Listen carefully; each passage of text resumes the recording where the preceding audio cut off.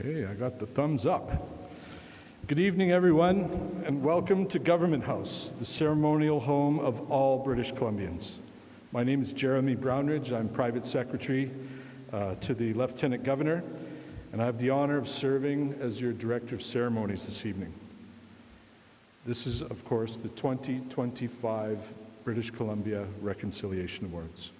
Before I go any further, I'd like to respectfully acknowledge that we're gathered on the territory of the Lekwungen peoples, specifically the Songhees and Esquimalt nations. I thank them profusely for their enduring stewardship of these beautiful lands and waters. Tonight, as I said, we're here to honor the 2025 British Columbia Reconciliation Award recipients, which is individuals and organizations whose work reflects the long-standing commitment, care, and leadership and advancement of the principles of reconciliation. I've traveled quite far to join us here tonight. One more little bit of housekeeping, if I could kindly ask that you silence or switch off your mobile device so as not to disturb the proceedings. And to those that are joining from their living room or wherever, across the province, across Canada, across the world, thank you for tuning in online. We're very grateful to have you all here as witnesses to this wonderful evening. And now that I see that I do have your attention, if you're comfortable doing so, I would ask that you kindly please rise for the entrance.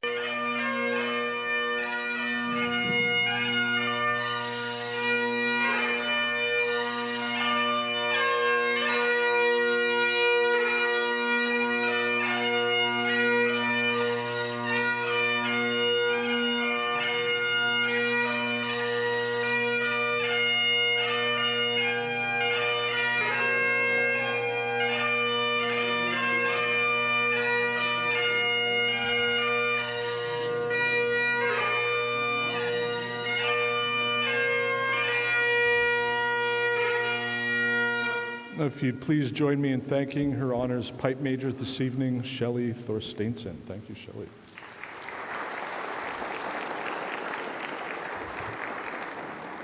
And if you'd kindly remain standing just a few more moments as the Selection and Leadership Committee of the BC Reconciliation Awards are drummed in. Thank you.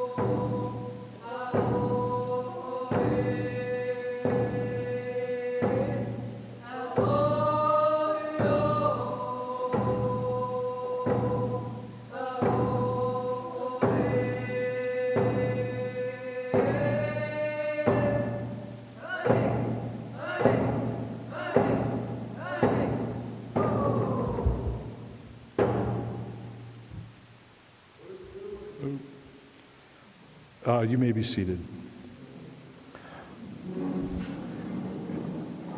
In the true spirit of reconciliation, I'd like to just pause for a few moments and explain that tonight there'll be a couple of hosts. There's, of course, myself.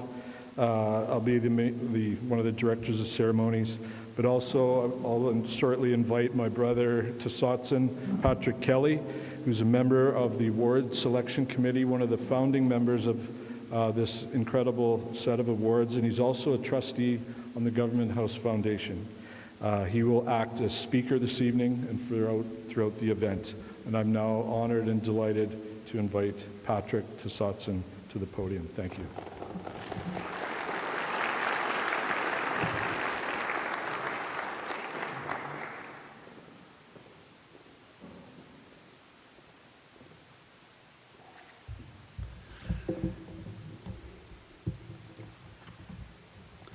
Got to get to the right page here.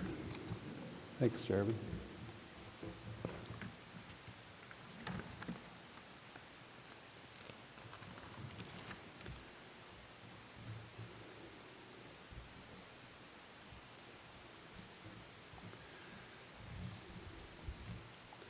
So what we're going to do, and you can see the setup of the room is different than it's often set in the grand ballroom of Government House, and we've tried to do our best to make it similar to our big houses. You know, for those of us that come from big house culture, longhouse, you know, in a big house we would have, you know, the space in the middle and, you know, the guests around the room like you are. So, you know, we're so honored that, you know, the staff of Government House are honored, and everyone here has made this possible. So it's very familiar to those of us that come from that culture, or those cultures, really.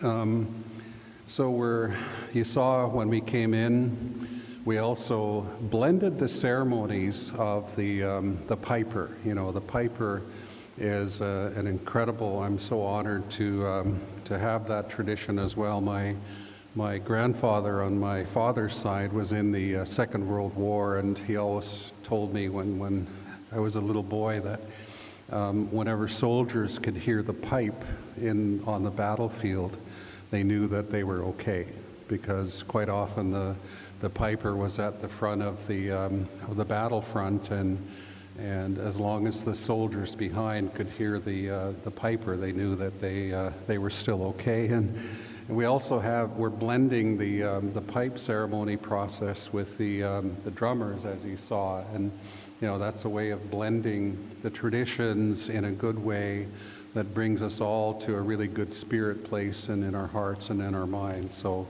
that's what you saw this evening, and you know, we're so pleased to have that.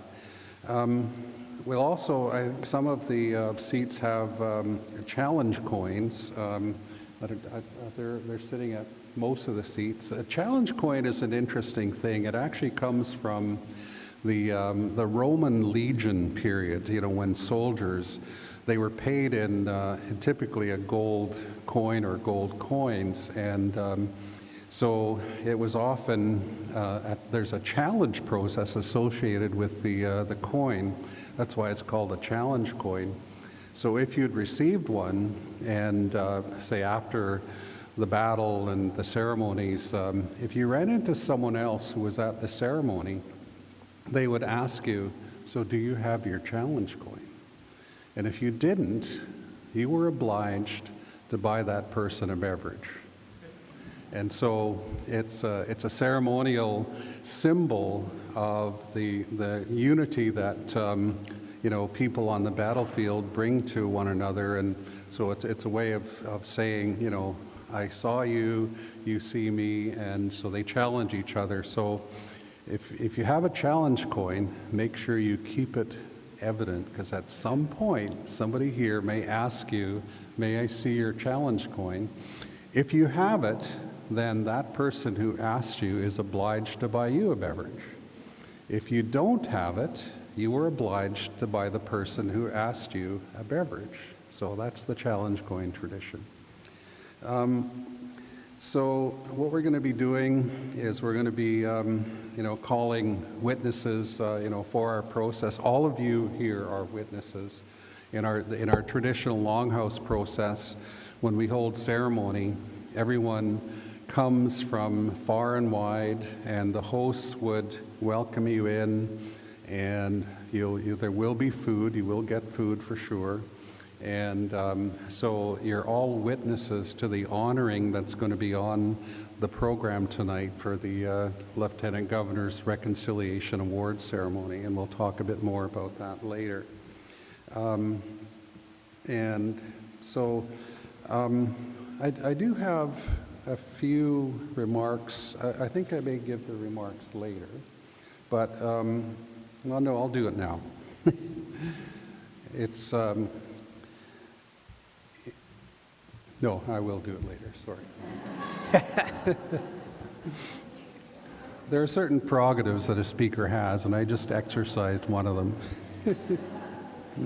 So we'd like to call upon the blanket ceremony, which is also part of our tradition. When we hold ceremony in a longhouse, it's always on Mother Earth, but when we hold ceremony, we always have people, women in particular, come and lay the blankets on the floor, which creates a sacred space for the people that are in the ceremony. And so the recipients will all have blankets put in front of their places, and so it's part of that, creating that beautiful sacred space for the ceremony for those people. So I'd now like to call upon Ayla and Camila. There we are over here, and they're going to be laying the blankets on the space in front of each of the recipients' chairs.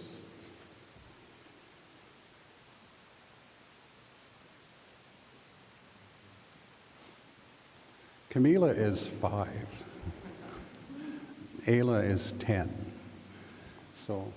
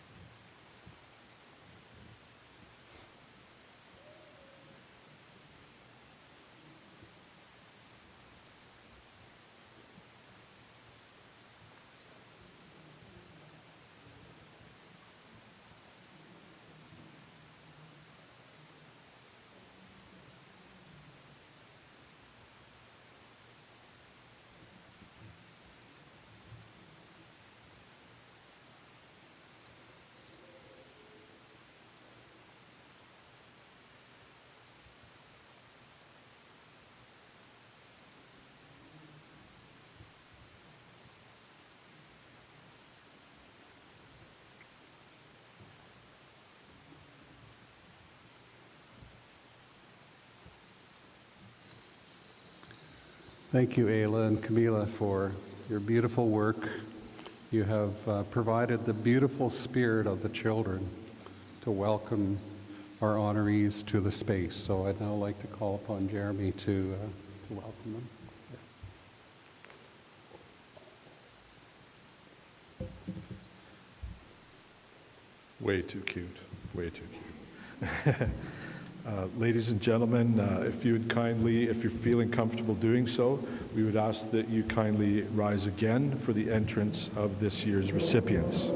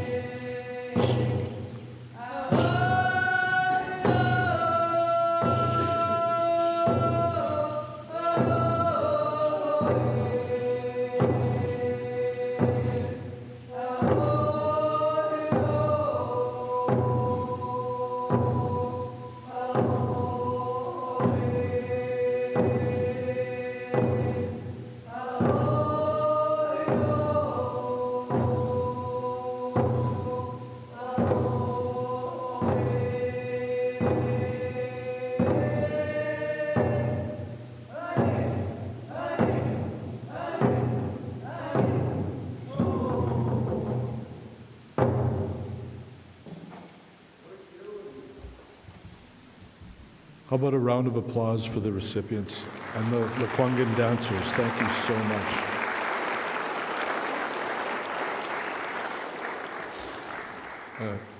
Please be seated if you wish to do so.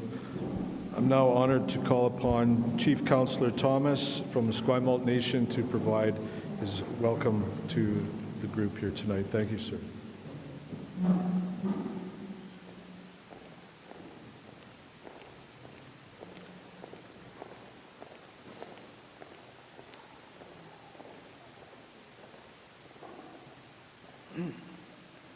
Aitzquechel. Good day, everyone. First of all, I'd like to thank the Lekwungen dancers. You guys did a great job. Aitzka. Thank you, everyone who showed up here this evening, especially those who traveled the distance. I'm Chief Sisanook from the Kosamsa Nation, and I'd like to welcome each and every one of you to our unceded territories of the Lekwungen people, the Songhees and the Esquimalt Nation. Aitzka, everyone.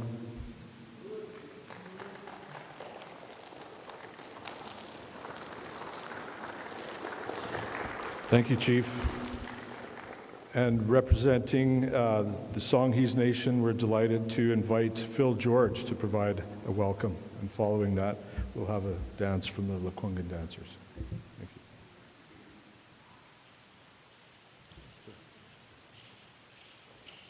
you. Good evening, everybody. My name is Philip George. My Indian name is Tatasit. I'm from Lekwungen, Songhees Nation. First of all, I just want to thank each and every one of you that's here in attendance tonight, and all the recipients, and everyone from great distance traveling tonight. You know, everybody here is going to be recognized, and everyone that's helping out tonight. So on behalf of our nation, Chief and Council, and Lekwungen people, you know, also give thanks to Chief Thomas. Haichkasiam.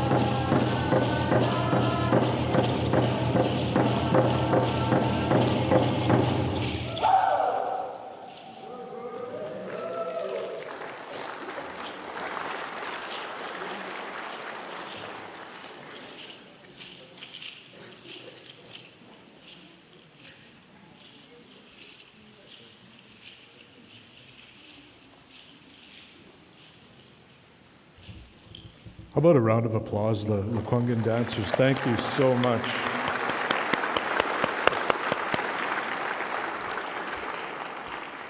I'm now pleased to invite Patrick back to the podium, who will give us a little bit more background. Patrick.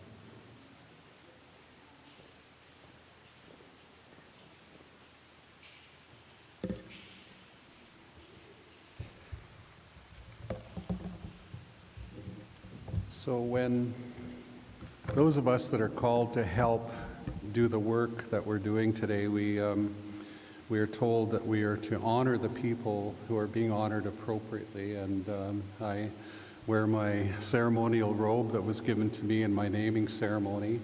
and it has on the back the symbols of my name. It was a ceremony that was held at the Charlie Big House in Chelis, and my ancestral name is Tasotson, which is an ancient name that comes from my grandmother on my mother's side. And when the family decided that it was time for me to receive an ancestral name, it's not something I picked. It's up to the elders in the family to decide. And after they had talked about it, my grandmother's youngest brother, Ed Leon, it was Uncle Johnny, who lived at Catesy. And when I went to meet him, I was told that I was to go and meet with Uncle Johnny, and that was when he told me that what my ancestral name would be. And he told me that because he knew that I had spent so much time with my grandmother growing up, that the family had decided that I would have her name, but the male version, her name was Tasots. And so I got the male version of the name, and it was also in a ceremony in which, my cousin, Grand Chief Clarence Penier, Hialamtil, he was informed that he was to bring out a huayhuay, one of our most sacred masks, and so the symbol on the back of my robe represents, on his mask, was a protector of me, the family, the history, everything about this whole ceremony. And the Sasquatch in the middle was my grandmother's first spirit song when she was 16. And so that's what the symbol means. It's the story that connects me to many, many, many, many generations of the past. And so when I'm asked to come and help, I wear the ceremonial robe. This feather that I hold in my hand was gifted to me by Chief Ken Cameron when he was the chief of the Saulteaux Nation. And an eagle feather is a symbol of honor, communication. So when you hold an eagle feather, you must speak the truth honestly, respectfully, and all. There's many principles that go with it. And Ken and I were together in a discussion with the Government of Canada and the Government of British Columbia, and that's when he gifted me this eagle feather. And so it's a symbol of when we honor the great spirits, the spirit of the eagle who sees everything and is such an incredible gift to us as a spirit power. And so when you hold the eagle feather, it represents the connection that we have to the things that we don't really truly understand. And as small human beings, we do our best to honor the things that we've been taught. So I just wanted to explain a little bit about the symbols that I have. I'd now like to call upon, Her Honor and Brenda Crabtree and the representatives from the Songhees Nation to come to the head of the room, please.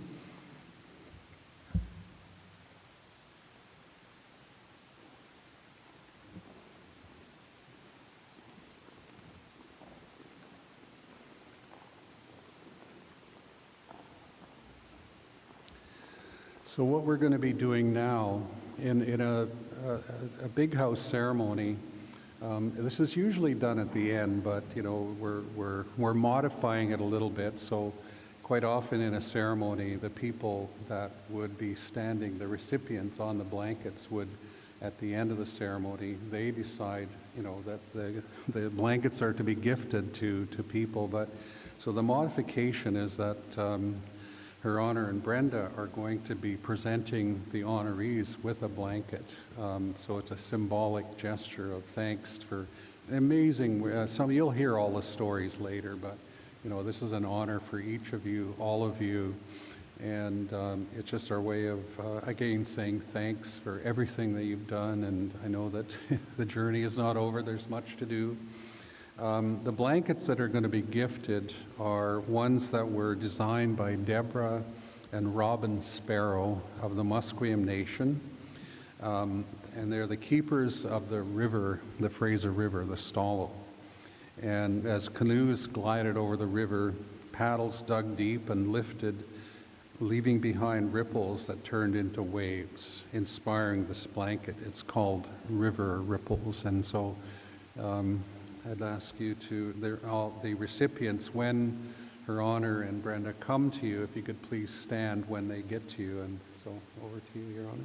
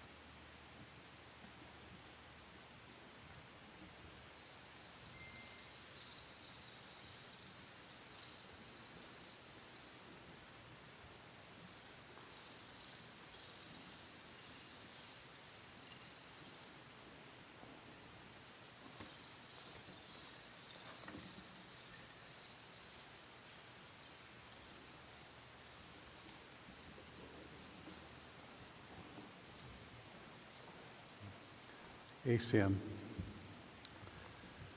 So I'd now like to ask Her Honor and Brenda to say a few remarks for you. Over to Your Honor.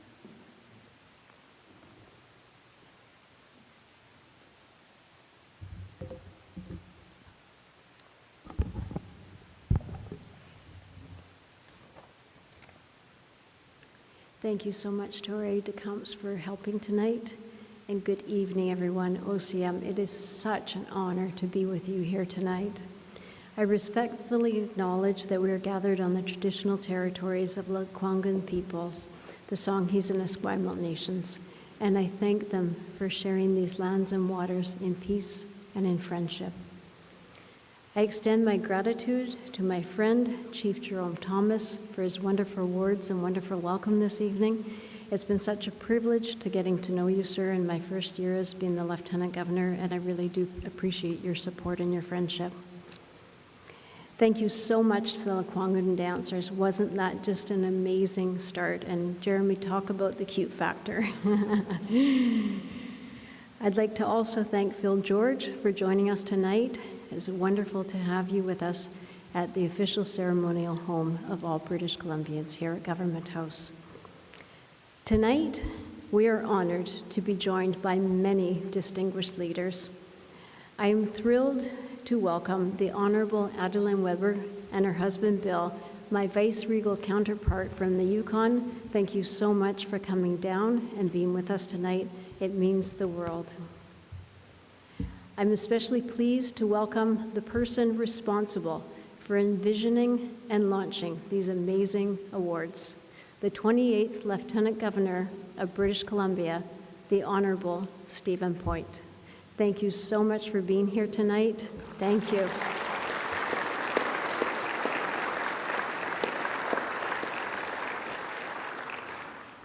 Honorable Stephen Point was sharing with me that when this started a mere 5 years ago, that it was in the dining room in a corner and there was a mere handful of people, and it's just amazing to see what it's grown to today. I know that also, sir, you're only here for a few hours in Victoria and going back on the last ferry tonight, so it really means so much to us that you are here.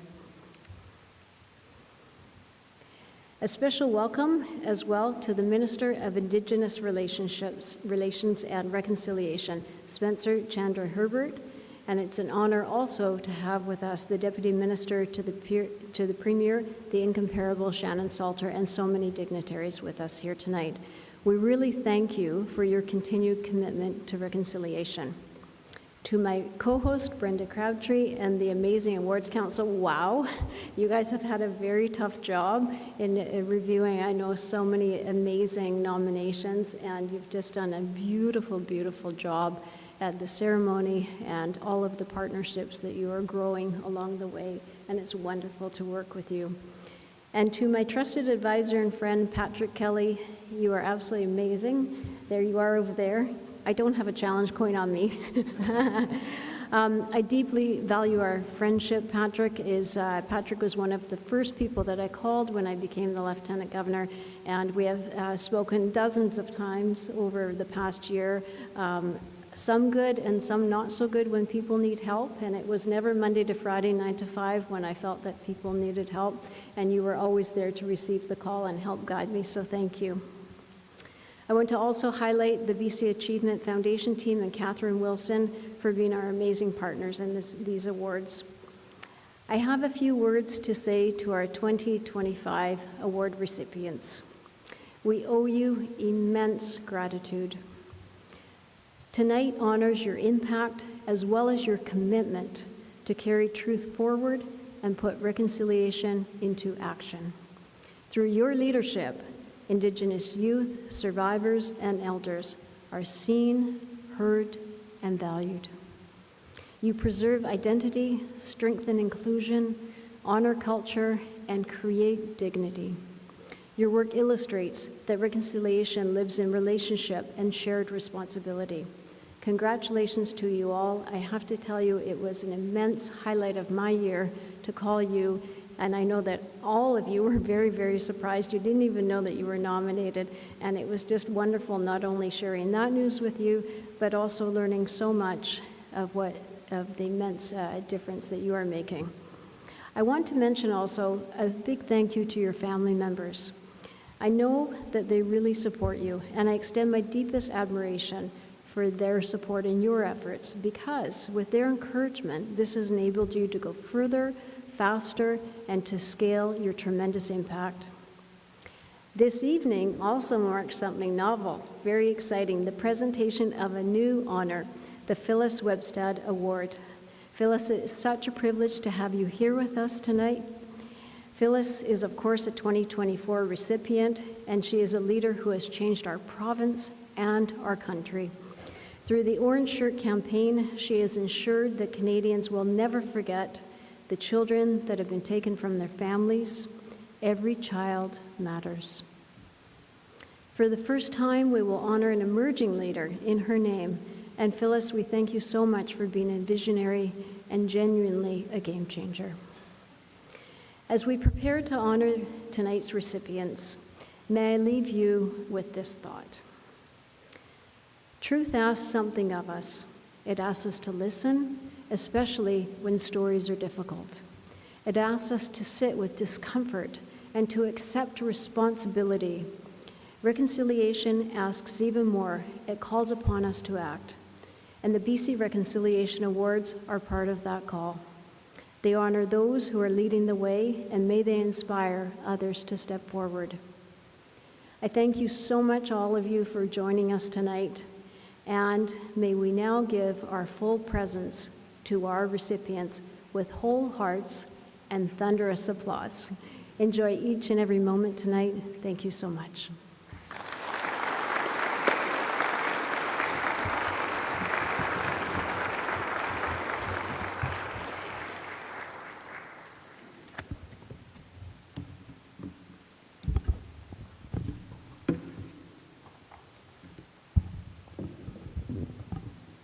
I'm honored to join you tonight on the traditional unceded territory of the Songhees and Esquimalt nations. I would like to share the collective process and journey that has brought us into this room together to celebrate the 2025 recipients of the BC Reconciliation Award through the lens of a member of the selection committee. We began the process weeks before the selection committee actually met to adjudicate the nomination applications. There were approximately 23 groups and organizations and 43 individual nominations. We have Catherine Wilson and her team at BC Achievement Foundation facilitating the process. Their superpowers are organization and calmness. We also have the support from our advisors, Patrick Kelly and Judith Sayers, who provide invaluable wisdom and sage insights throughout the process. We are so grateful for their generosity of time and cultural support. Assessment briefing notes are compiled and reviewed that reflect the principles of reconciliation. We have specific criteria that begins with a very prescriptive process of ticking boxes and initial scoring, letters of reference, leadership and initiative, impact and influence, innovation and creativity, inclusivity and collaboration. After reviewing the nomination packages, we begin the process with the conclusion that it's simply impossible to narrow the selections. But we keep going with the process and share our thoughts, insights, and questions as a collective panel. Then something very magical happens. The stories slowly emerge from the scoring sheets, comments, and insights as we navigate the accomplishments of elders, chiefs, teens, residential school and 60 Scoop survivors, political activists, cultural knowledge keepers, and educators, and so on. And we learn so much from the process and from each other, often digressing from the task at hand, with Catherine gently leading us back to the impossible assignment of shortlisting from our short list. Towards the end of a very long day, we are emotional and exhausted from your accomplishments. We somehow make it through the impossible process and narrow the final selections from 66 nominations to 7. You are here today being recognized because you have been tenacious in your unwavering advocacy to the tenets of reconciliation. Many of you are on your own healing journey while helping others and facilitating support for reconciliation. You have inspired us, and we are here to celebrate your accomplishments. And here you are, representing a range of grassroots activism and advocacy, cultural education, economic development, and art and culture. I am so grateful to be part of this seemingly impossible process, this journey of reconciliation, and was so humbled by your dedication to community. This year's award recipients have demonstrated the power of deep commitment and thoughtful action. Your work has been transformative. You have prioritized the voices of the most vulnerable and marginalized. Your thoughtful and respectful approach to creating change and new pathways makes you a compass for all of us to keep paddling in the same direction. You are true ambassadors of reconciliation, and your courageous commitment to reconciliation is contagious and makes us proud to be from British Columbia. I give you my heartfelt congratulations to you, your families, and your loved ones. Thank you.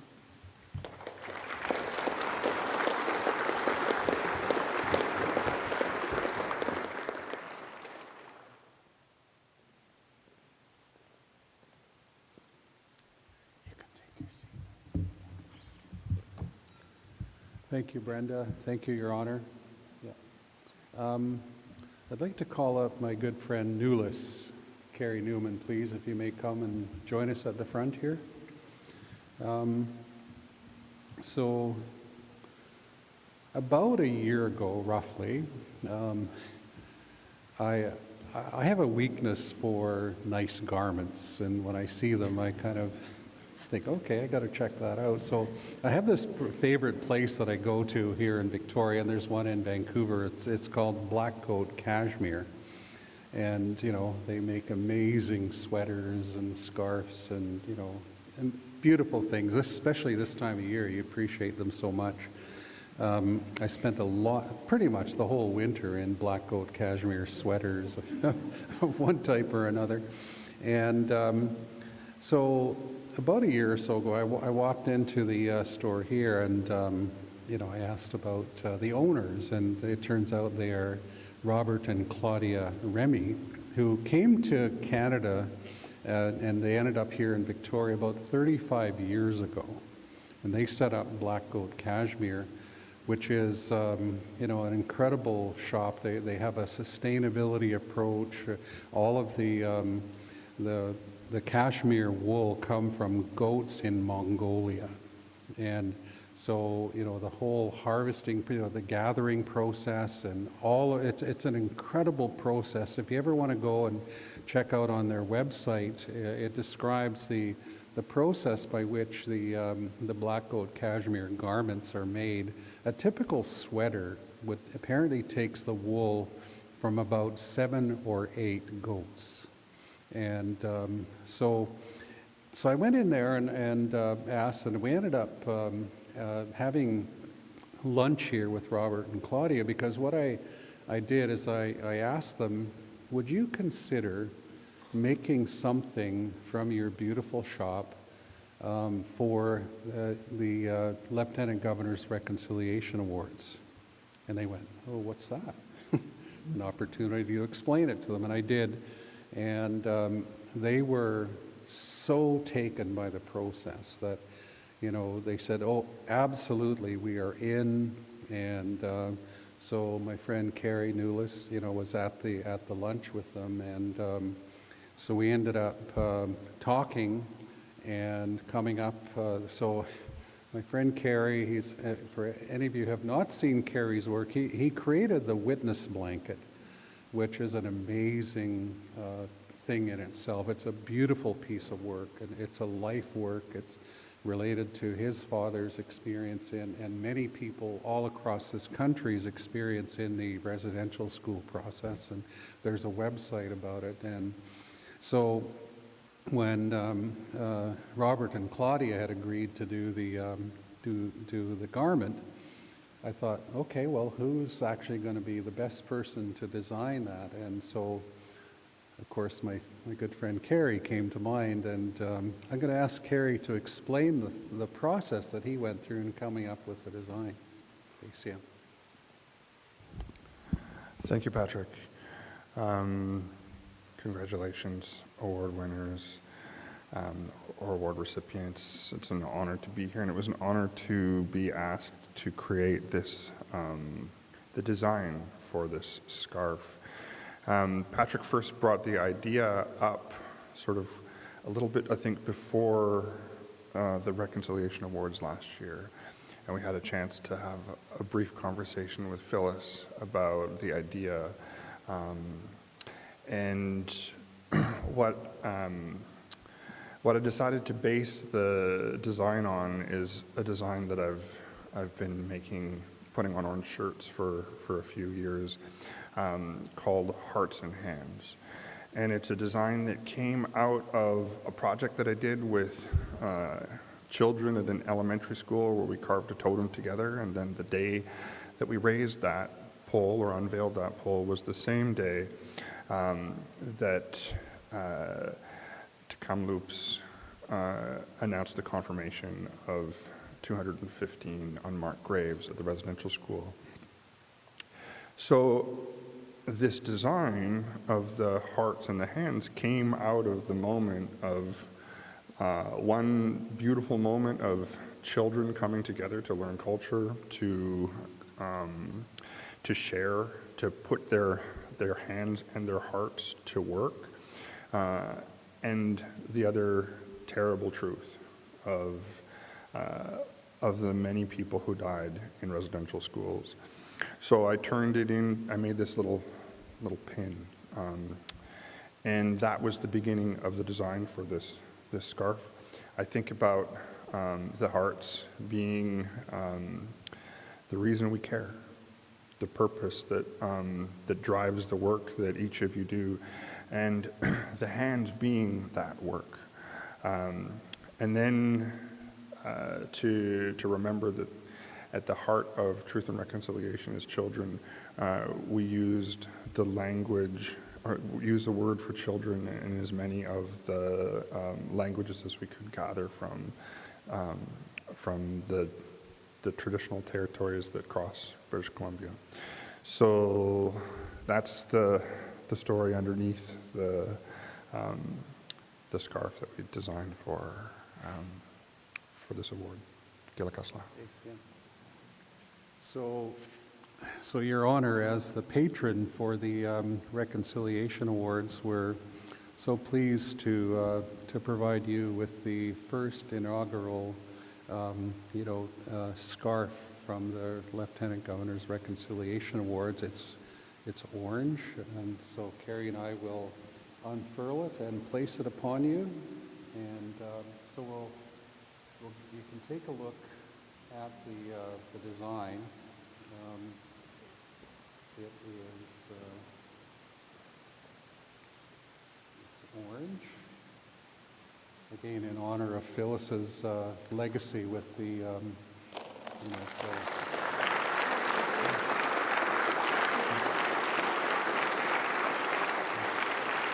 And there are handprints on it, and these are literally hand children's prints that have been put into the image. And so, Your Honor, we're pleased to provide you with the first one.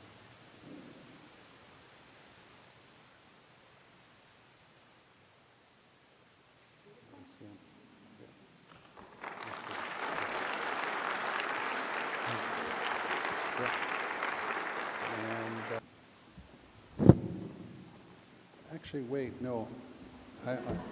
This is where I put my speech now. Just a few remarks.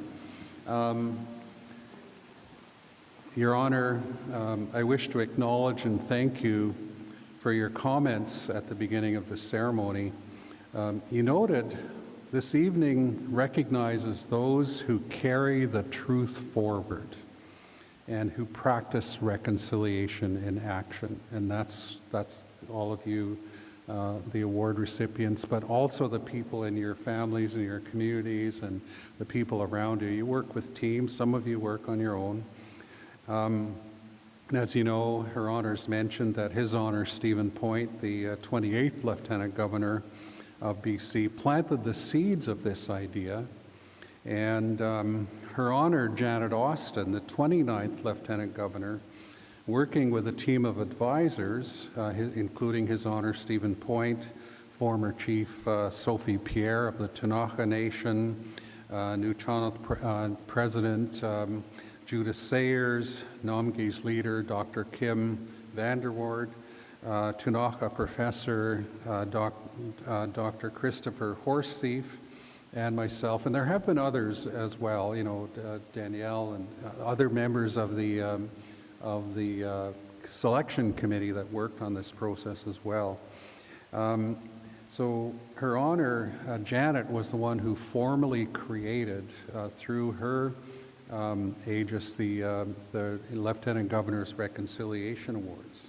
And this marks, I think, the 5th year, I believe, when we're actually having the ceremony. We're actually into the 6th year. Is it 6th year, I think, Catherine, coming up? The nominations are open.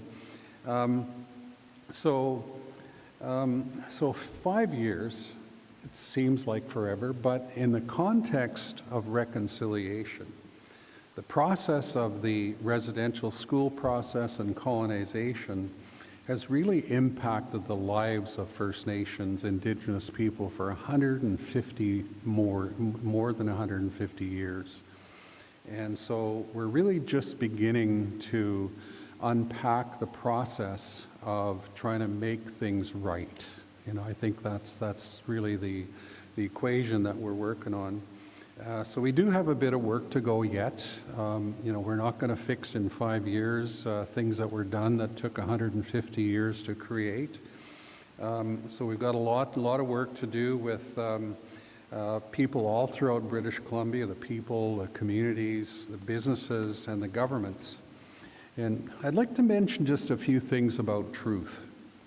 Kim Vanderwoord properly reminded us when we were in the advisor discussions and in the paper that we presented to Her Honor Janet, that truth had to be a core principle for the work. Where is Kim? I saw her earlier. Oh, there she is over there, yeah. And I just really want to honor that, Kim, because you put front and center for us again, you know, the core of what this is all about.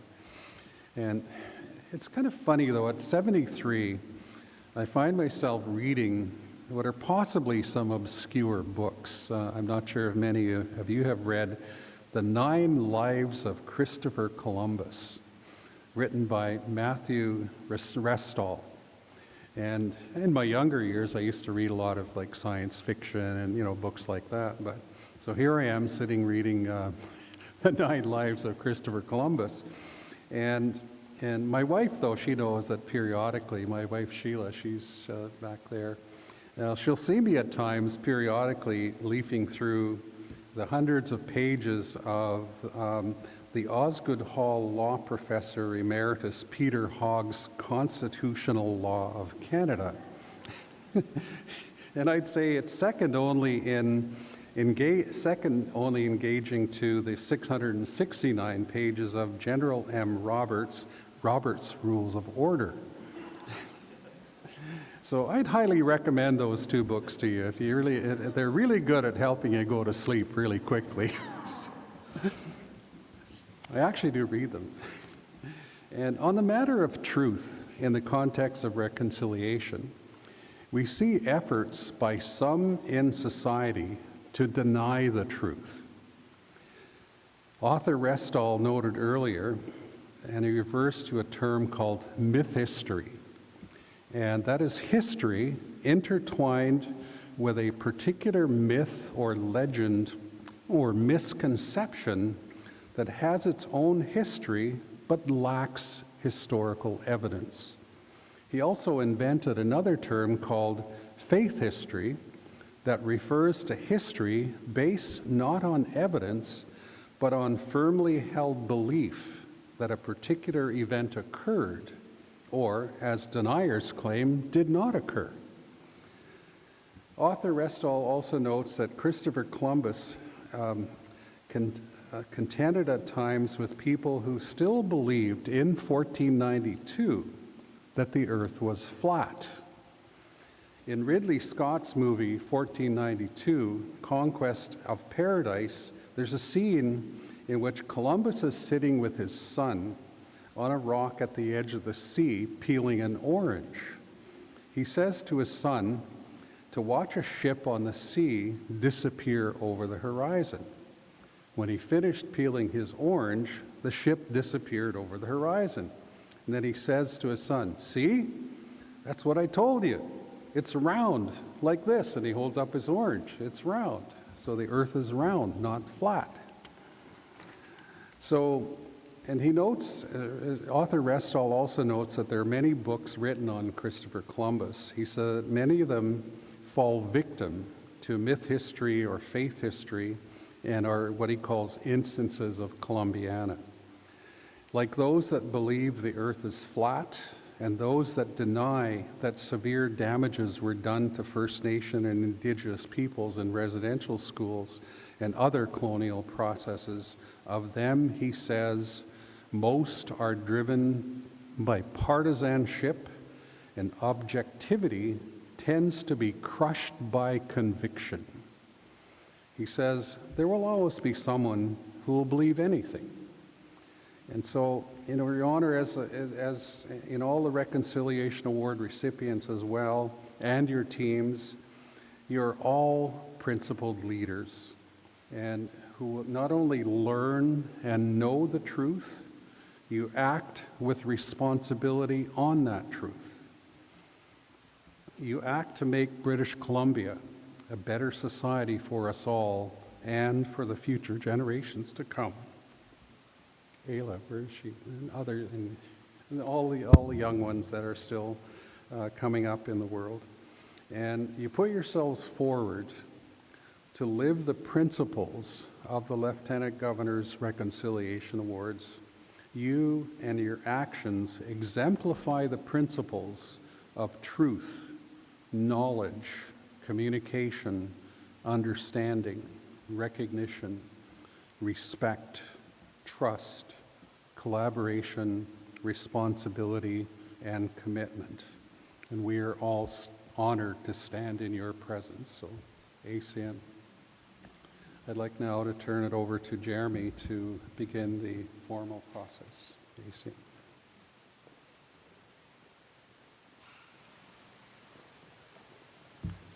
Okay, before we begin the awards presentation component in just a couple seconds, I'd like to please invite the selection committee to come up and help us with the conferring of these awards. Thank you so much.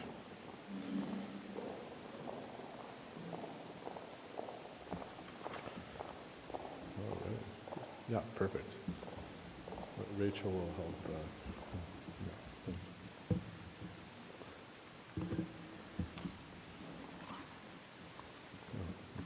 Thank you. Now, in the order of the seating arrangements here, I will start reading the citations, and we will be giving out the awards. Are you ready? All right. Award number 1, the Siyaya Reconciliation Movement. Dedicated to truth before reconciliation, healing, and partnership, the Siyaya Reconciliation Movement creates powerful spaces for survivors of the residential school system to share their stories through gatherings, films, workshops, and dialogue circles. Founded through the leadership of Hereditary Chief Gary Feschuk, Shishal elders and non-Indigenous allies, Siyaya models shared leadership on the Sunshine Coast. Through projects like Carving Tears into Dreams of Reconciliation and Weaving Tears into Dreams of Reconciliation, thousands have come together in hands-on collaboration, transforming awareness into action. This recognition honors an organization that centers truth, builds lasting relationships, and demonstrates how reconciliation is lived through community, creativity, and sustained commitment. The Siyaya Reconciliation Movement.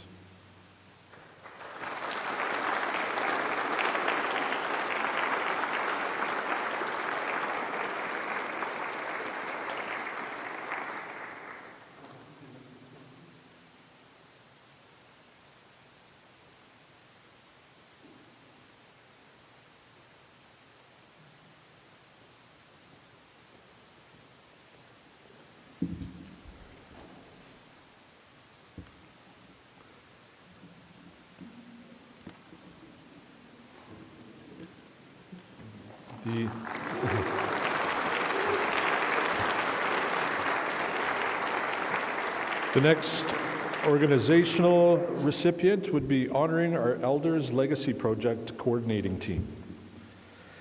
The team is a powerful community initiative that celebrates living elders through student-created portraiture. Launched in 2005, this project brings together educators, Indigenous support workers, and students to advance reconciliation through art.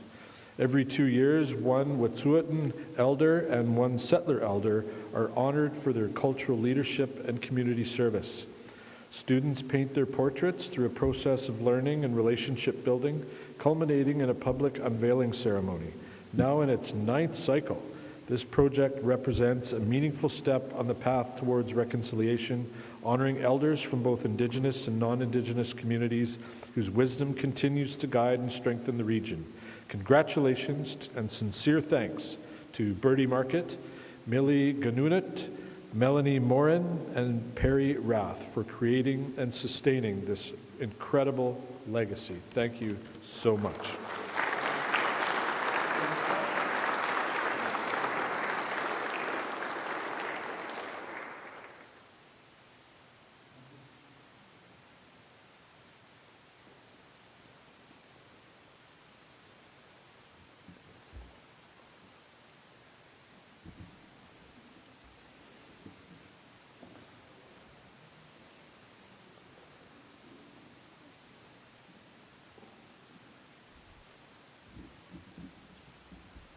And next, I'm honored to call upon Kevin Bosario, Lou Gothlande. Lou Gothlande, language is communication, connection, resistance, and identity. For more than 2 decades, he's led the revitalization of Haida Kill, guiding the Skidegate Haida immersion program from its earliest days into a nationally respected model for language renewal. Through close collaboration with Haida elders, Kevin helped to document thousands of words, stories, and teachings, safeguarding knowledge that might otherwise have been lost. His leadership produced a 26,000-word glossary for every Haida household, along with books and digital tools for learners. Tonight, we honor a leader who shows how reconciliation lives through language, culture, and intergenerational knowledge sharing. Congratulations.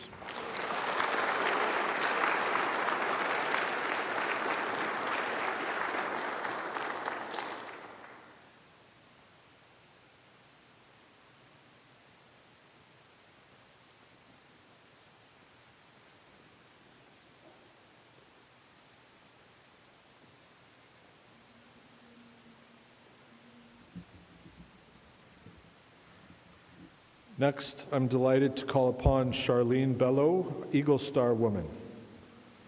Truth, courage, care, Charlene, Eagle Star Woman, embodies all three. A residential school survivor, Charlene has dedicated her life to advancing healing and justice for survivors, families, and communities across British Columbia. In 2021, Charlene was appointed First Nation liaison to the province of British Columbia, guiding government responses to findings at former residential schools and Indian hospitals. In this role, she ensures communities are met with respect, resources, and accountability, serving as a vital bridge between nations and systems. From her work on the award-winning documentary Sugarcane to decades of leadership in Indigenous health and justice, Charlene's impact is profound. Tonight, we honor a leader whose integrity and lived experience continue to light the path forward on reconciliation.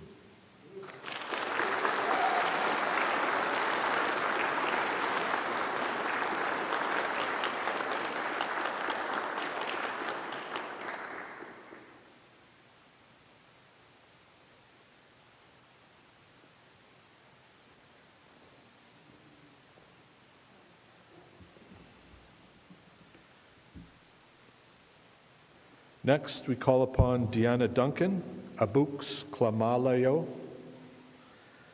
Deanna teaches reconciliation through action, an educator at Kitsu Community School and a member of the Kitsu Sayas Nation. She centers Indigenous knowledge, culture, and leadership in every classroom she enters. Seeing the need for meaningful curriculum, Deanna created the ministry-approved Cs 10, 11, and 12 courses, giving academic credit for land-based learning, traditional teachings, and community service.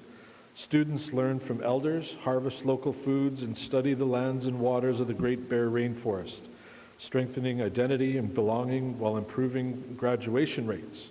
We honor Deanna for reshaping education, inspiring educators nationwide, and showing how reconciliation lives through learning, land, and community.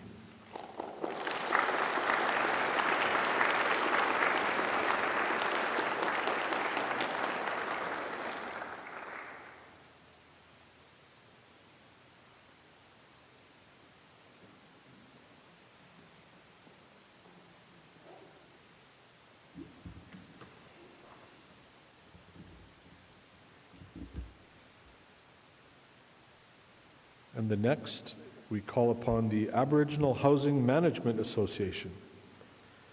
Guided by the principle, nothing about us without us, the Aboriginal Housing Management Association has spent 30 years advancing housing justice for Indigenous peoples across British Columbia. Today, its members provide more than 95% of off-reserve Indigenous housing, supporting over 10,000 individuals and families. Through the landmark for Indigenous, by Indigenous strategies and the securing of historic federal and provincial investments, the Association has reshaped the housing landscape. This recognition celebrates an organization that builds solutions rooted in culture, strengthens communities, and demonstrates the power of Indigenous leadership to create lasting, transformative change. Congratulations.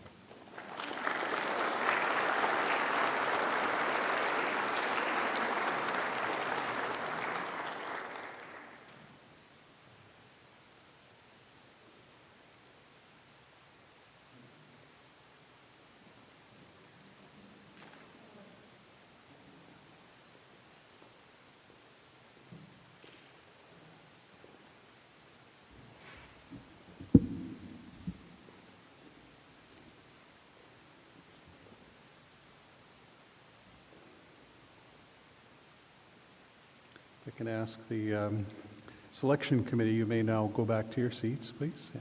Hey, Sam.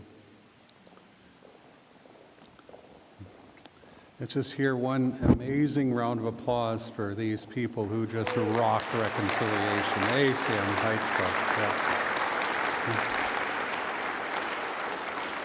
I'd now like to call upon Phyllis Webstad and Sarika Kullis-Suzuki and Nulis again, please, to come to the stage.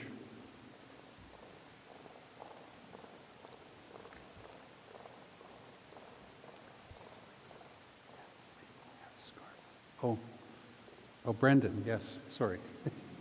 Yes, Brendan, absolutely. My mistake. So you've heard the story of the scarf. So last year, when Phyllis was here, we announced the Emerging Leader Award, and but before we do that, I would like to call upon Carrie to envelop Phyllis in one of these beautiful scarves. And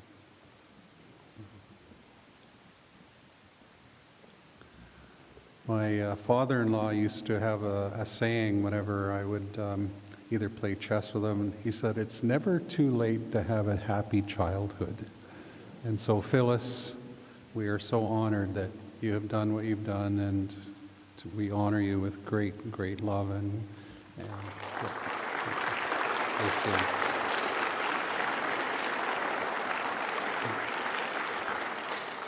so I'd like to call Dwight Ballantyne to the stage, please. So Dwight Ballantyne transforms lived experience into meaningful action. Raised in Montreal Lake Cree Nation, Dwight knows what it means to feel unseen, and he refused to let that define his future. Through the Ballantyne Project and the We See You campaign, Dwight amplifies Indigenous youth voices, reaching thousands through storytelling, education, and mentorship. Today, we proudly recognize Dwight as the inaugural Emerging Leader Award recipient, a distinction that reflects both the impact he is already making and the future he is shaping. His work centers truth-telling, addressing the legacies of residential schools, the 60s scoop, and colonial policies with honesty and care. From sending resources north to opening Bridge House in Maple Ridge, Dwight creates real pathways forward. We honor a leader who proves reconciliation lives through action, connection, and hope. Dwight.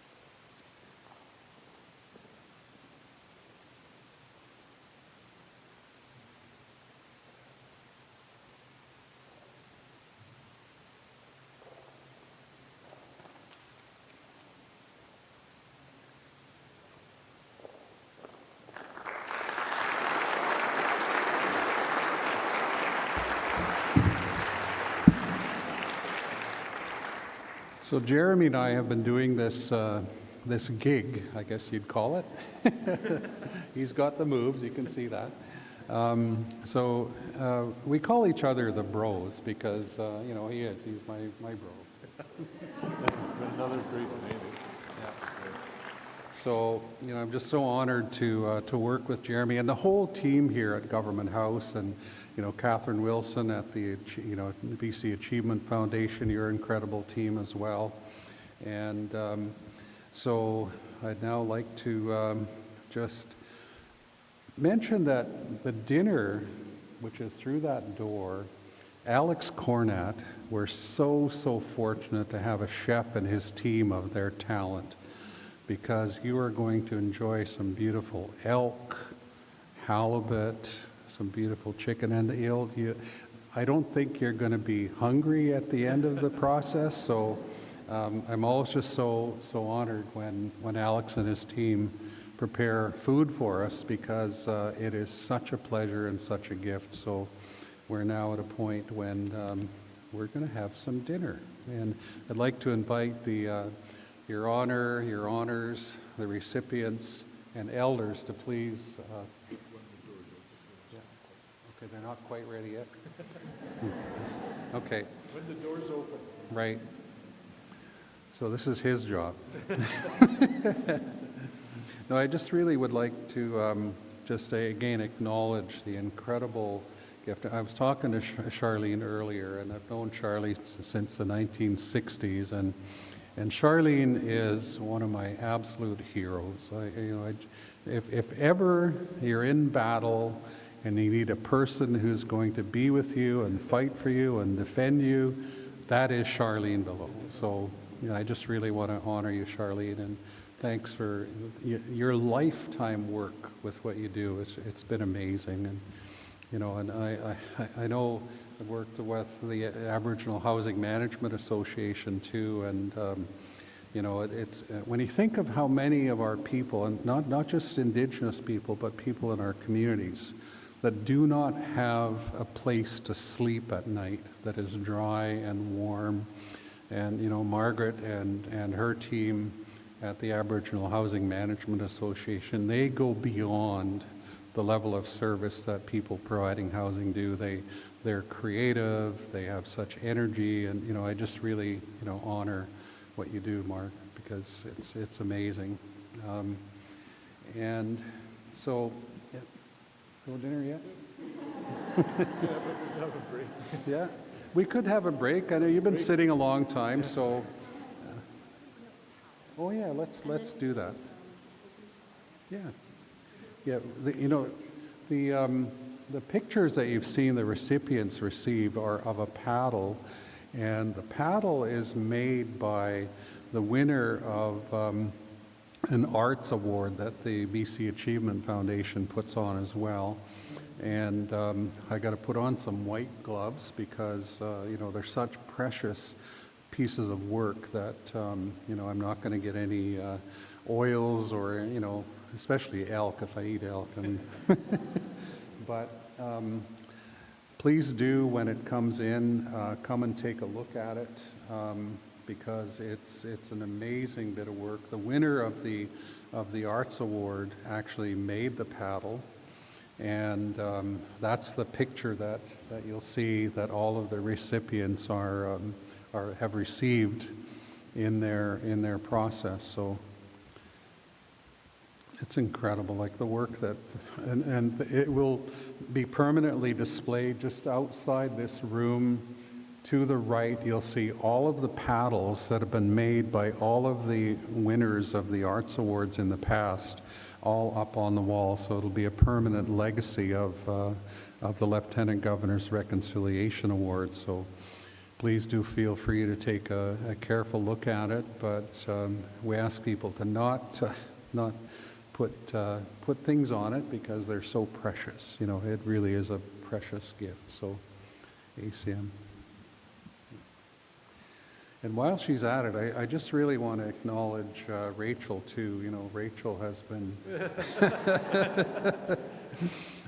Rachel, she's one of the people that works here with Jeremy, And here's a person who, in her heart and soul, just pours everything into making this really, really good for all of us. And so, I just really want to honor Rachel and her team. You've seen other members of her team here.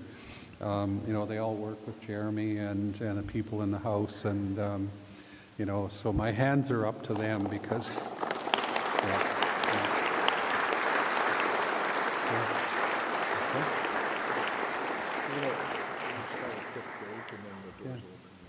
Yeah, and there's also, you can see back there, anyone who wishes a refreshment, either alcoholic or non-alcoholic. We're not assuming that everyone likes alcohol, but please do feel free to enjoy a refreshment, and we'll take a break for the moment. Okay. All right. So His Honor is reminding us that we have to give away the blankets. So, and the way that works is, Charlene, for you, you pick up the blanket in front of you, and each one of you, and it's your prerogative to whom you give the blanket. This is a ceremonial piece of your process tonight, and so that choice is up to you as to who receives the blanket upon which you stood for the ceremony. So each of you, please feel free. Thank you, Your Honor, for reminding us the basic protocol, ACM.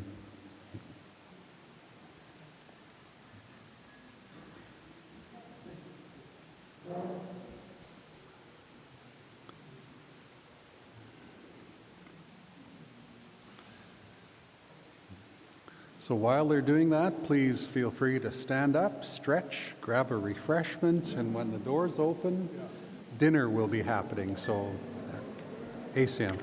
Yeah.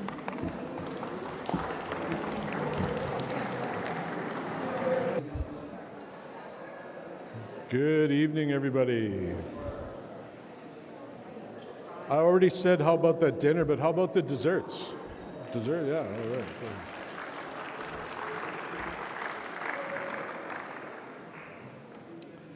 It's now my distinct pleasure to get the game going a little bit again. And with that, I would like to introduce the Minister of Indigenous Relations and Reconciliation, Spencer Chandra Herbert. Thank you, sir.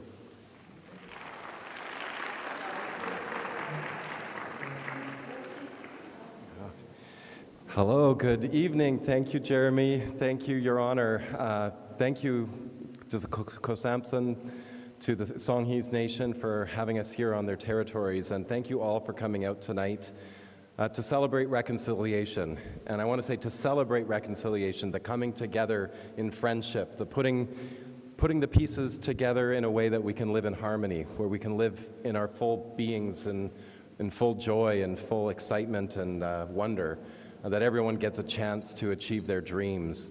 It's why I got involved in politics, is to help people achieve dreams. And I think a dream that all of you have had and many in our province are sharing in now is that dream of reconciliation, is that dream of togetherness, of respect, honor, speaking truth. And I think I just would say that one thing that in politics that I learned is it's better to undersell and over-deliver. Politicians often do it the other way. It's always better to tell the truth, because lies catch up with you and they burn you pretty quickly.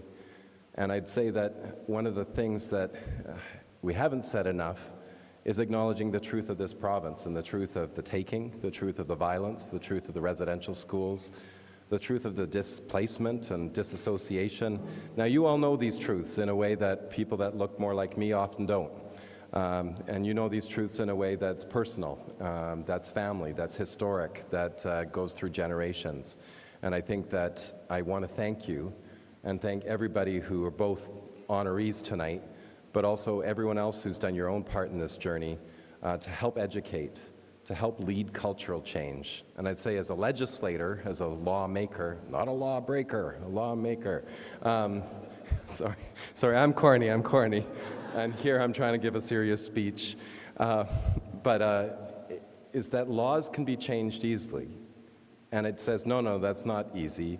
But I say that in the sense of when you compare changing a law to changing culture, culture is a lot harder to change. And we all worked hard, many in this room worked hard together to bring in the Declaration of the Rights of Indigenous Peoples Act. Big legal change, very hard, and a change many people never believed could have happened. But it did, because of persistence, because of hard work together. But the culture that will lead to togetherness and will lead to reconciliation amongst us all, that's the hard part. And that's what we're dealing with now, is that backlash, that people questioning and coming up with all sorts of arguments about how we should pretend that the past doesn't exist in their own ways of saying it. But that's where we're all leaning in, and that's where I want to raise my hands to every one of the honorees, but everyone else who was nominated, all of you who've supported those who are doing the work, all of you who are leading in your own ways that probably may never get an award, may never get that acknowledgement, but it's often those quiet voices in the room, the people just doing that hard work, not because they want it for themselves, not because they want to be honored or anything like that, and that's very true for these honorees as well. They didn't do it for themselves. They did it for the community and for the future. So I just want to say thank you. This is a recharge of the batteries in a way that I didn't know I needed. More fuel in the tank or elk in the belly or whatever you want to say. But enough to keep us going, right? So that we can see that next journey over that next hill and that we can keep putting those feet in front of each other. I think as a hero of mine, Nelson Mandela would say is that, about the longest journey begins with a single step. Or as others would say, the best time to plant a tree was 20 years ago, the next best time is today. And so I want to thank those of you who've been planting trees for 20, 30, 40, 50 years ago, and those who are just starting to plant those trees today, because those roots are taking hold here in this province. And I think we are making culture change together, and I just want to raise my hands and say thank you. And on behalf of all British Columbians, even those that don't know they need to say thank you, we will say thank you on their behalf, because they don't know it, but they should. Much appreciated on behalf of the government of BC and everyone here. Thank you, everyone.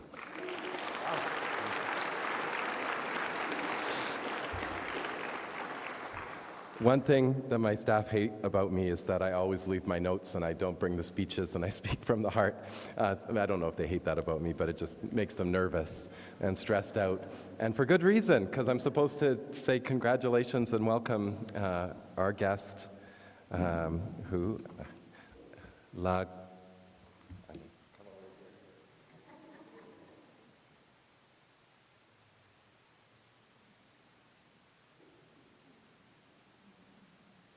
I wanted to say the name correctly.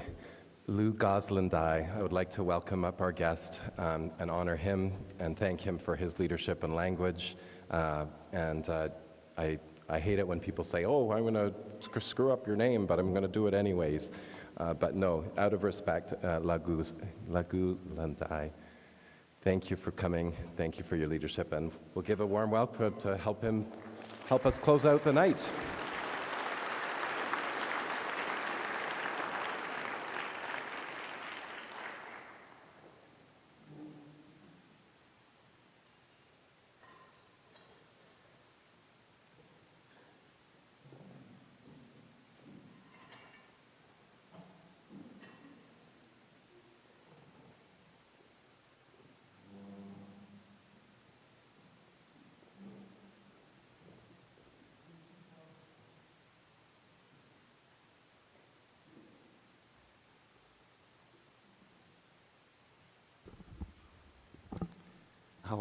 Minister, I will read from my notes.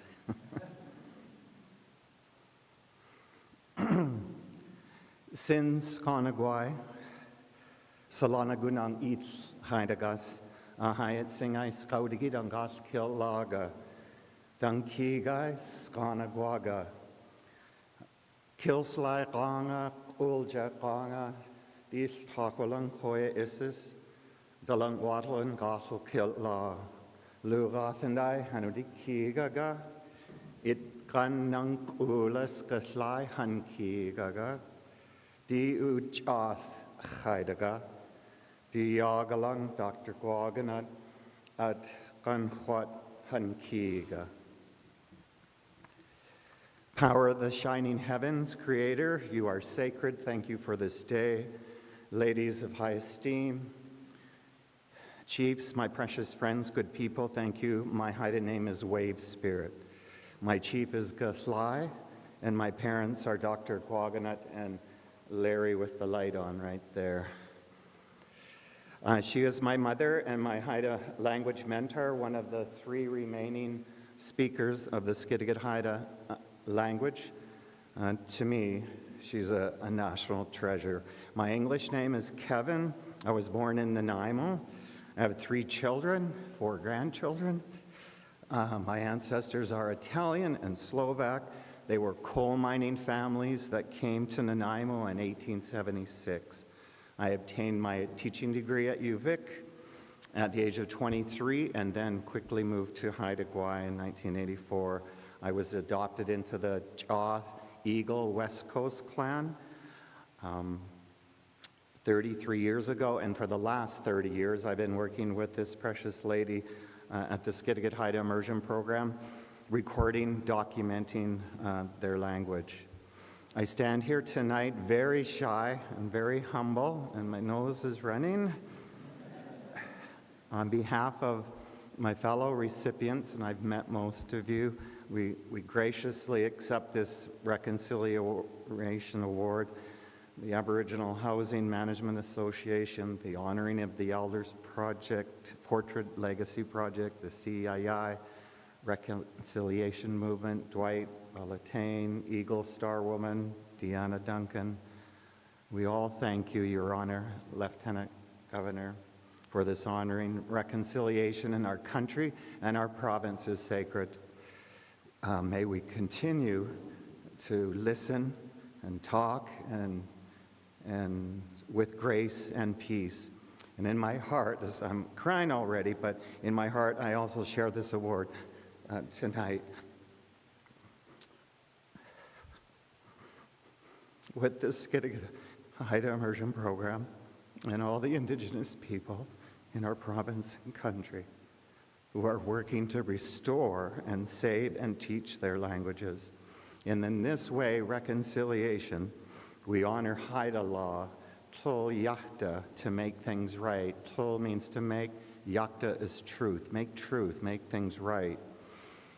Chief Skidegate in 1966 knew of reconciliation when he opened the new hall in Skidegate, the basketball hall, and Chief Skidegate said, while the forests are composed of many different trees, these trees intertwine their roots so strongly that it is impossible for the strongest winds which blow on our islands to uproot the forest, for each tree strengthens its neighbor, and the roots are inextricably intertwined. In the same way, the peoples of our islands, composed of many members, nations, and races all over the world, are beginning to intertwine their roots so strongly that no troubles will affect them. Just as one tree standing alone would soon be destroyed by the first strong wind which came along, so it is impossible for any person, any family, or any community to stand alone against the troubles of the world.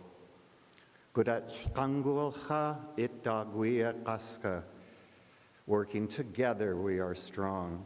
The Haida language, the reason I'm standing here tonight, the Haida language and all Aboriginal languages are precious, our collective humanity. They are complete treasure boxes of spirituality and worldviews. My most favorite Haida worldview expression I learned 30 years ago, when someone's late on arrival, like I heard the former lieutenant governor always was. Is that true, Mr.? Not quite. You say, "Chuda chapet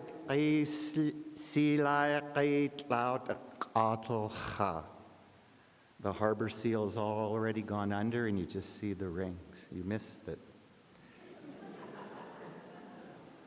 Each day our school, with the help of our ancestors, the words, phrases, and stories are spoken and recorded. And for the first 3 years of our school in 1998, And Dr. Guaganat was the lead, and I was her mentor. Every day, elders cried for 3 years in our school. The ancestors were present. Often we would hear drumming. Often we would have goosebumps for no apparent reason. There was healing in the air when the Haida language was spoken. We learned from James Young, Watson Price of Kustan Tlgao, the supernatural crab that lives on the mountain in Skidegate Narrows. The supernaturals live among us. This crab on the mountain pinches the shoulders of the Haida when they're paddling through to remind them to speak and nourish the Haida language, even to today. Our school, our language school, has always thrived to be everything residential school wasn't. The elders love coming to school, attending school. Ada Jovanovic once said, Guaganat's mother, I can't die today, I have to go to school. Our school goals are love, healing, and respect for all. We begin each day in prayer. We remember our ancestors, the sick and the less fortunate. And then we do our work with kindness and grace and gratitude.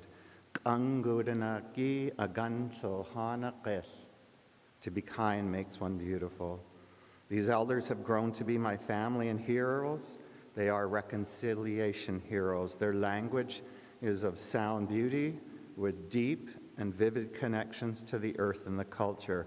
In our school, we laugh, we pray, we forgive, we celebrate, we cry, we mourn hard when we bury another classmate, and we rejoice in our youth who learn the language. Quickly, a few of our accomplishments. Giving breath to the language, we recorded over 2,200 place names. With the help of Premier Horgan, Attorney General Murray Rankin, and Nathan Cullen, the elders were instrumental in the restoration of the name Kunchana Tildagao from Mount Pool, the name of the man who brought smallpox to Haida Gwaii. And we also were instrumental in changing and restoring the name of Dodging-Geets to Queen Charlotte City. The elders in 2019 earned their honorary doctorates from Vancouver Island University in Nanaimo. They documented over 500 supernatural beings that live among us on Haida Gwaii. They compiled a dictionary that's rising 35,000 words strong right now, and they wrote hundreds of children's books and thousands of lessons. Their incredible accomplishment of a magnum opus of Haida literature will be talked about and studied for hundreds of years.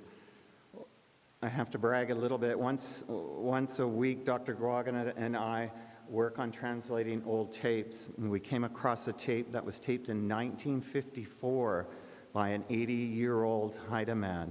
The story is about the son of the god of the wind. Stories told so we know where we belong. In a 1-minute segment, we listened to it once and then we started to go through slowly. In a 1-minute segment of this tape, we recorded 17 new words that a fluent speaker identified as a new word that we didn't have in our glossary. Emotional, inspiring work. So it feels right to conclude with a story and a song. I told my daughter I was going to sing to you, and she cringed a bit. But I did sing to her honor on the phone a month ago.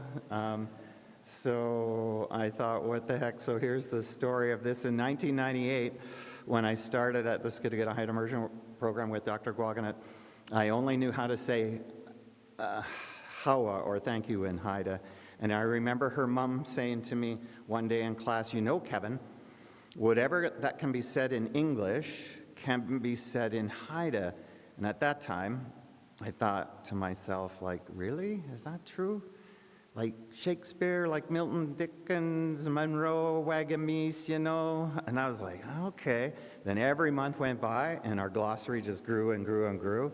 And I would say, I think 8 is right. And then in 2002, 4 years into the program, my grandfather died. He was a career teacher, UVic grad. I attended his funeral in Nanaimo. And when I returned to class the next week after the morning prayer, the elders surprised me by singing to me in the Haida language, "What a Beautiful World," Louis Armstrong, my favorite song. And I was like, right at that moment, I felt every cell in my being went, 8 is right. Anything in any language can be said in Haida language. So Haida language and all Aboriginal languages in our country stand as equals with all 6,000 languages on this planet Earth. Beautiful languages born of the ocean, land, and all sentinel beings and the supernaturals. So in the spirit of this song, or this story, my grandfather and the class and Louis Armstrong, I'd be honored to sing to you one of the elders' favorite songs, Amazing Grace, in Haida. Do you know the song? No. Tate's cringing. So here it goes. Ukalaga di gugadla di Hanukagan daya gadhan di gau hoya dikihaya kaga hoya tsukeng di kuga squaga skataga kalaga tlandi til squaga nankalaga koyas kangagil kaidlu thuya dagan Yenaskugo kwan singrechi hut alang istel hayagan ukalaga hu dai hunt alang istel hagan wagen kalaga. So ending with a poem, short poem by Amanda Gorman. Maybe everything hurts, our hearts shadowed and strange, but only when everything hurts, may everything change. May we serve the people with love, give love so others will shine. Skagilda gukayas at the lung wadluhan 10,000 hit. Elders of Skidegate, and all you good people, I love you more than 10,000 sockeye. Gothandite laskun lagui adangandelda, let only good spirits guide you. Ginat wadlahun goodat quagit, everything is related to everything.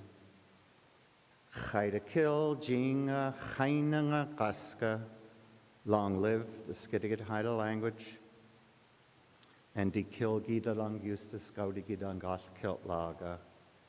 Hawa for listening to me tonight. Hawa, thank you.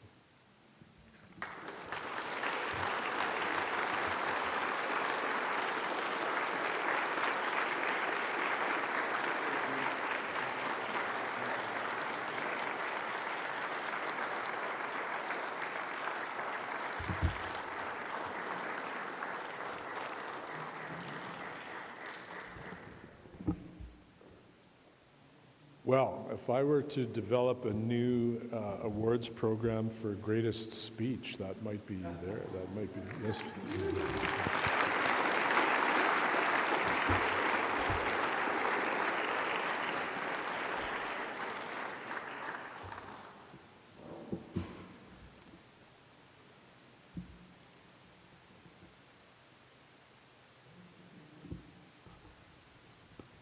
It's all good? Okay.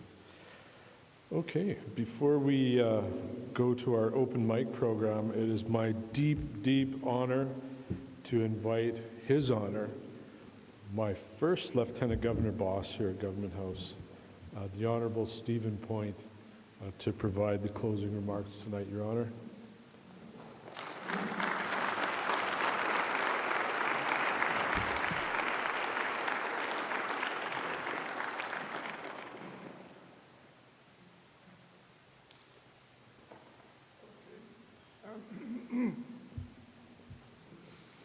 Your Honor, recipients of the awards this evening, congratulations to you. Honored guests, ladies and gentlemen, after I got here, people kept coming up to me and saying, "Where's Gwen at?" I'm honored to tell you she's here now. My wife, Gwen, is here.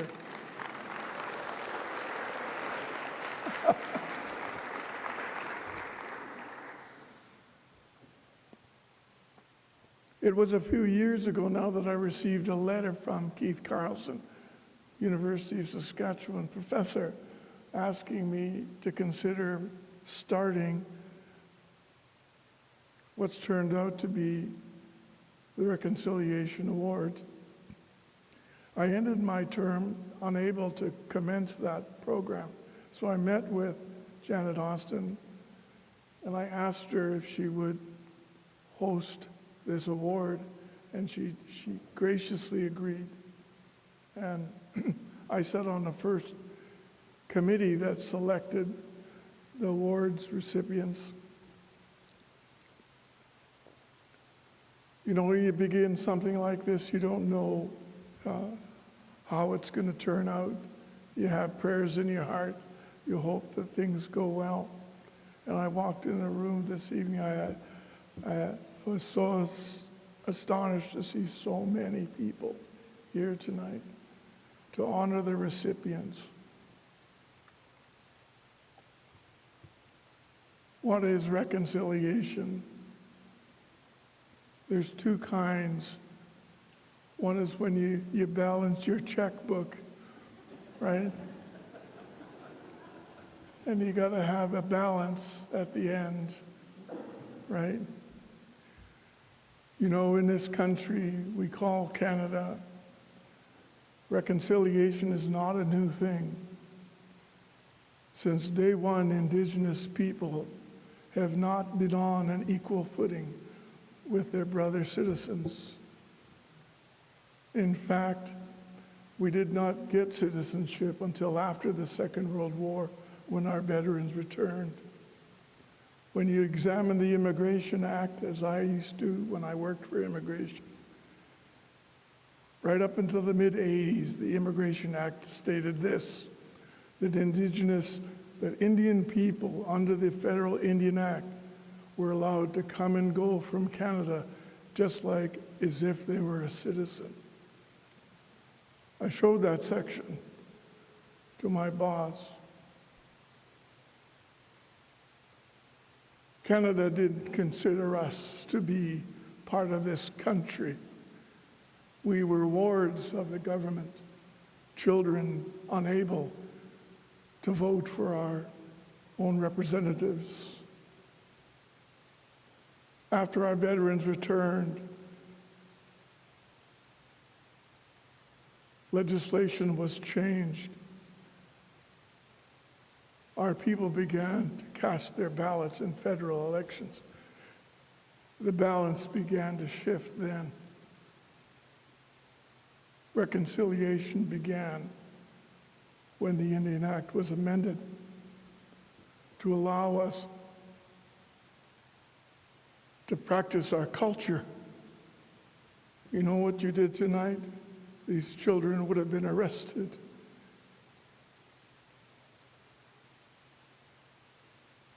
They tried to take our Indianness out of us through legislation because they thought we would die out by the year 1921. Short-term Indian policy for short-lived Indigenous people. We proved them wrong, of course. They had to amend the Indian Act to allow us 1951 to practice our culture again. 1966, we built our first longhouse in Chilliwack. Reconciliation took another step forward when they amended the Indian Act to allow us to fight for our rights, to allow us to hire lawyers to go to court to prove that we own this country. Reconciliation took a step forward when the Nisga's won their case in 1973.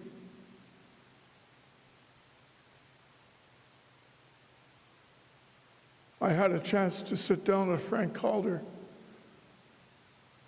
and he said these amazing words. He said, when the Nisga's brought their case to court, the Nisga's were not on trial. Indian people were not on trial. He said, Canadian justice is on trial.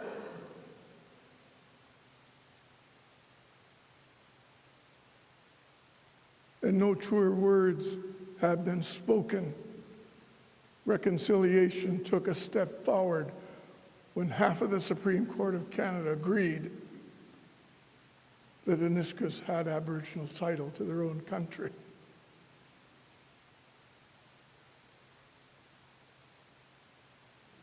Reconciliation has taken a step forward when you heard the Pope apologize for the church's involvement in colonialism, the residential schools where my parents went.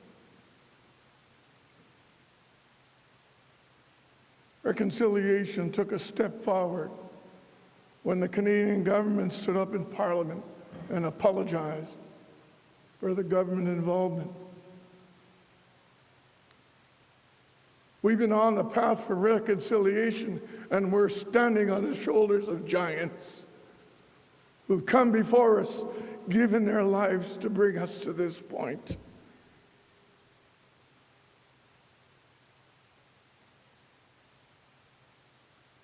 And today we stand in this government house recognizing you for what you're doing to push that agenda forward. And I'm so damn proud of you for what you're doing for our people.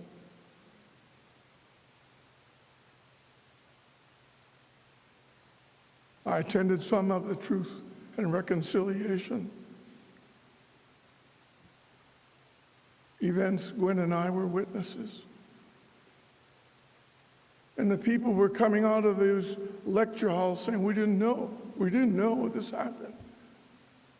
Canadians have not heard the history of what has happened to Indigenous people.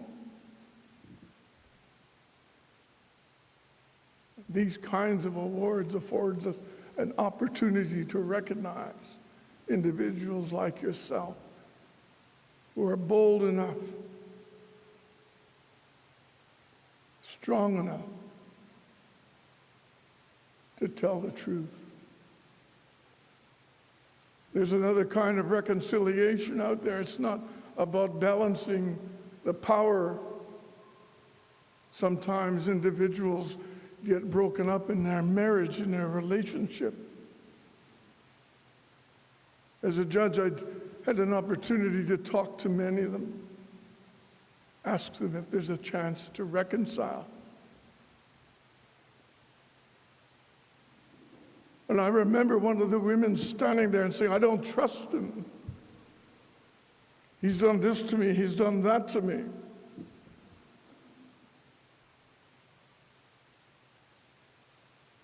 If reconciliation is going to happen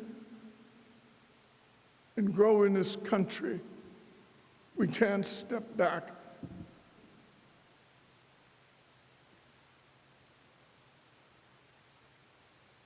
We can't shy away from the distance that we've already come.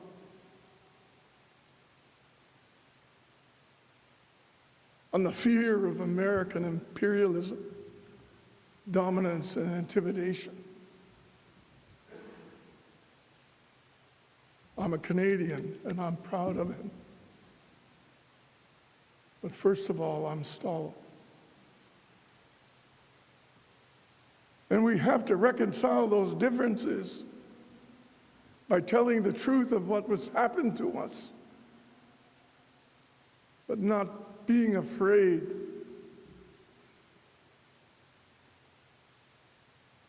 International law is applying to our country now. And this province took the brave step to make it a domestic law. We should not and cannot back away from that tremendous step in reconciliation.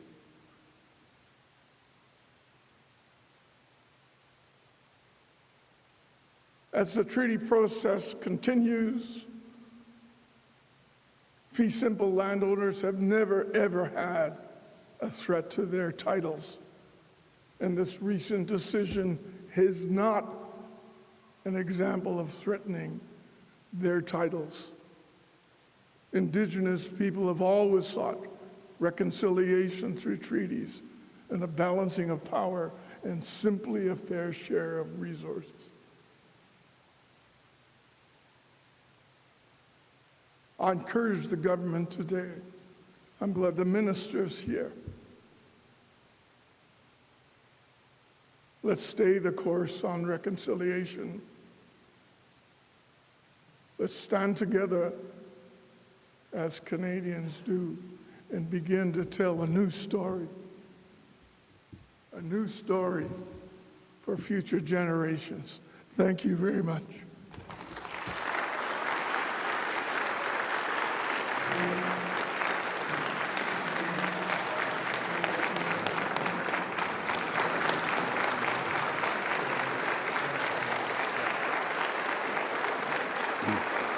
Yeah, I'll call him back.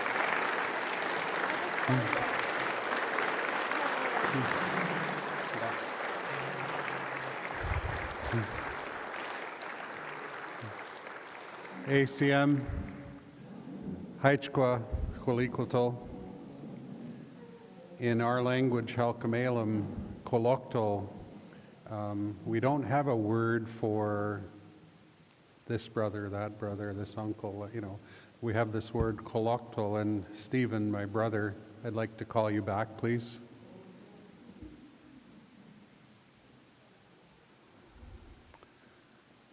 I was talking to, I think it was Christopher Gaze or somebody else as well, and they said that, you know, Kolikutil, you're a person of vision and a beautiful heart and a beautiful mind and a beautiful soul. And so in honor of your brilliant vision of making this possible for us all, we'd like to, Ayla would love to present with you a beautiful little scarf for Asian, just as a small gesture of our appreciation for everything you've done. Asian.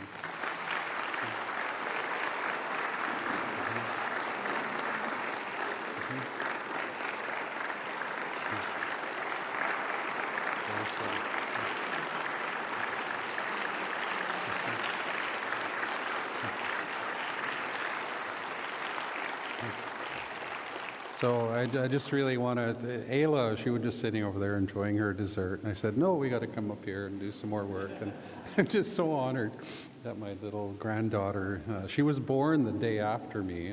I was born on September 23rd, and she was born on September 24th, thankfully, because I actually still have a birthday, right? How do I compete against this one? Not happening. But so another one of our traditions in these kind of ceremonies is we now call upon anyone to an open mic. If anyone wishes to say anything, you're absolutely welcome to come forward to do so. And the floor is now open to anyone who wishes that. ACM.